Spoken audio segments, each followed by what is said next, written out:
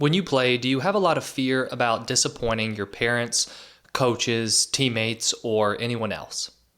Do you find that this fear causes you to second guess yourself, play timid, and maybe even hesitate during games?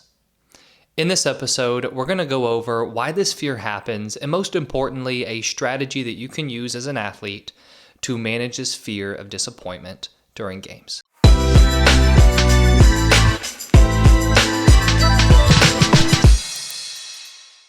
Hey there, I'm Eli Straw, a mental performance coach who works with athletes from around the world on building a stronger mental game. The fear of disappointment happens because there are all these different people in your life who you want to impress as an athlete. Let's take the example of a coach. Now, wanting the approval of your coach makes a lot of sense, especially because your coach is the one who is choosing playing time. Your coach is maybe the one who could help you get to the next level. So we have this built-in need to impress coaches. A lot of times this will happen when we're starting a new team or at the beginning of the season. Maybe you've played for the team the year before, and so going into the next season, you really want to impress the coach and show them that you've put a lot of work in during the offseason to give you a great chance of starting or at least getting a decent amount of playing time. The same thing can be true for parents because parents put so much work and so much time and money into helping us develop and get to where we want to that it's natural to then want to impress them and not disappoint them with our play. The unfortunate part of this fear of disappointment, though, is that a lot of times the fear of disappointment actually causes athletes to end up disappointing the people that they're afraid of disappointing in the first place. Now, I don't mean that to say that you have to play perfectly in order to not disappoint people.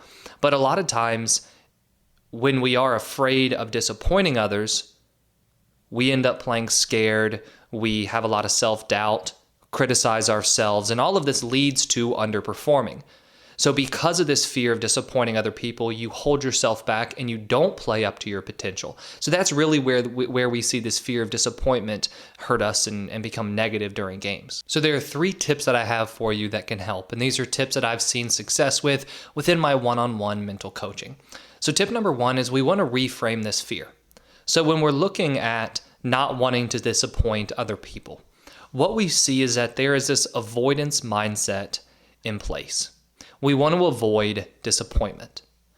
What can end up happening during games is that when we want to avoid disappointment, we are focused on minimizing mistakes because mistakes can feel to us, right, that will then lead to this disappointment. An example of this is a young hockey player that I'm currently working with. We were having a call yesterday, and he and I have been working a lot on his fear of disappointing his dad. His dad's disappointment is typically focused on lack of effort. And he knows this, and we've talked a lot about it. But during games, unfortunately, when he's so worried about disappointing his dad, this translates into him being afraid of making mistakes. As a result of that, he ends up holding himself back. And unfortunately, when he holds himself back, this leads to lack of effort. As we've been talking through this challenge for him, we've uncovered that the core of this challenge during games is that avoidance mindset. And this is typically the cause of any athlete who's dealing with fear, whether it's the fear of disappointment or it's more just general fear of failure. There is an avoidance mindset that has us focused on not wanting to have the negative consequence occur. But when we focus so much on avoiding that negative, the natural response is to play it safe. Not playing it safe in a good way, but playing it safe where we hold ourselves back, we overthink, we hesitate. So the way you can reframe this fear is we want to realize that it's not about avoiding mistakes to avoid disappointment, but it's about playing up to our potential. That doesn't mean that I want you to switch this in your brain and start seeking approval and seeking validation. I think that can be equally damaging. But we do have to ask ourselves, what is the real way of avoiding this disappointment? And the real way is not to play scared. The real way is to shift our thinking to, okay, I want to go out here and achieve these certain goals. So this is where we can start setting what I like to call more want-to goals. I want to go out there and give full effort. I want to go out there and have a positive attitude the whole time I play. Or you can make it more specific to your sport. I want to go out there and call for the ball a lot. I want to go out there and be aggressive and try to chase down any ball that's hit near me. When we have avoidance goals going into games, we will play in a way that matches those goals. And unfortunately, that doesn't always mean that we're going to play well. It might seem like, well, if I want to avoid making mistakes, I'm going to play well. But when we look at the psychology behind it, when we play to avoid something, the safest way and the quickest way is to hold ourselves back, to not get involved, to give less effort just automatically because we are so focused on wanting to avoid the negative. But when we can change the goal to, okay, I want to go out here and achieve this one thing. And we want to make that one thing controllable so we're not still focused so much on the result. That can really shift our thinking going into games and work to override this fear of disappointment. The second tip is to work on building internal confidence, or in other words, building true confidence within yourself and your skills. Going back to the avoidance mindset, when we're so scared of making mistakes, it reveals a lack of trust in ourselves to go out there and play well. Because when we have to focus on minimizing mistakes for ourselves, which typically, again, turns into playing scared, holding ourselves back, we are not trusting in ourselves to translate the skills that we've worked on in practice into games. But if we can develop true confidence, if we can have trust in ourselves, this translates into more confident play, more aggressive play, more going after it play. The way that you can work on building this internal confidence will come in a variety of different ways, but just some simple tips that you can begin using are to focus on your thinking, so focus on your self-talk. That's really helpful leading into the game, to where throughout the week you want to work on reframing your dialogue with yourself, where you're changing these negative thoughts into more helpful, positive thoughts. You also want to use some visualization as a way to mentally rehearse what you're going to do during the game, so you can give yourself that memory of success throughout the week.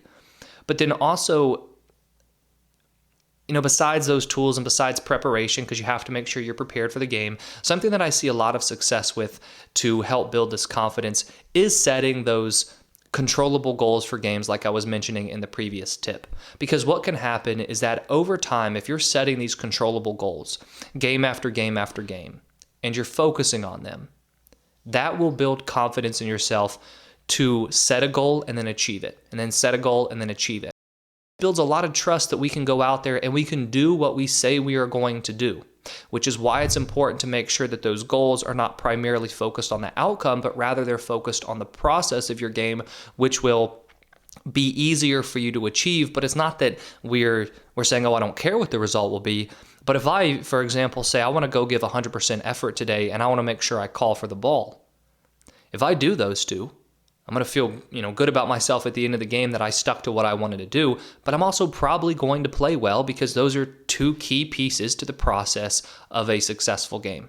So we have to work on building this internal confidence going into games as a way to have trust in ourselves to go out there and play the way we need to in order to play well. And the last tip is to have game time strategies to override this fear. As we are working on developing confidence and as we are working to reframe this fear, we have to recognize that none of this is an overnight fix. Nothing mental ever is, just like nothing physical within your game ever is. So we're still going to have fear going into games, and this is where we need game time strategies. When it comes to games, I think that the best way to manage fear or anxiety during games is to develop more of a present-focused mindset. So you learn how to play more in the present moment.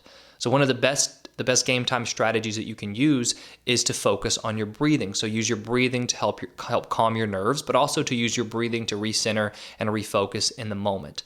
Because during games, the ultimate state for us to be in is this flow state where we are allowing our skills to take over. Thoughts about what will happen, thoughts about disappointing other people specifically, take us out of that present mindset, take us out of the moment. So we have to use tools like our breathing to recenter ourselves. You can also focus on using self-talk cues throughout the game, such as let it go, be present, forget about that, focus on this play, right? So you use your thinking during the game to remind yourself to let go of those distractions, which in this case, the distractions will be the thoughts about whether or not you'll disappoint somebody else. And then another tool that you can use during games is to use visualization at any break or any moment during the game just to reset that confidence in yourself. For example, if you're a basketball player and you come off, right, so you're on the bench now, You can use some visualization while you're on the bench just to keep imagining yourself playing aggressively and playing well for when you do go back out there. Baseball and softball players, you can visualize between at-bats, visualize when you're in the dugout. Tennis players, you could visualize between games or between sets when you have a little moment. But the idea here is when we're so scared of disappointing other people, we will be imagining these negative outcomes. We will be thinking about how we want to avoid mistakes, but in doing so, mistakes will be on our mind, so we are imagining mistakes. When we can use this visualization during the game, it will help keep this memory and this idea of success and what we actually want to achieve, right? So going back to the want to goal on our mind during the game. So in summary, when you are struggling with this fear of disappointment, we want to make sure that we are reframing the fear from trying to avoid the disappointment to having more of a want to goal in place for games.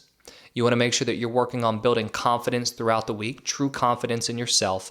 And then lastly, have those game time strategies in place to work through this fear, be present, and allow your skills to take over. Now, if you are interested in my one-on-one coaching program to help you work through this fear or any other mental challenge that you're experiencing or facing, I've put a link to learn more about that in the description below, along with links to the 2 courses I have available and the 2 books that I have published on Amazon. Thank you for watching, thank you for listening, and I wish you the best of success in all that you do.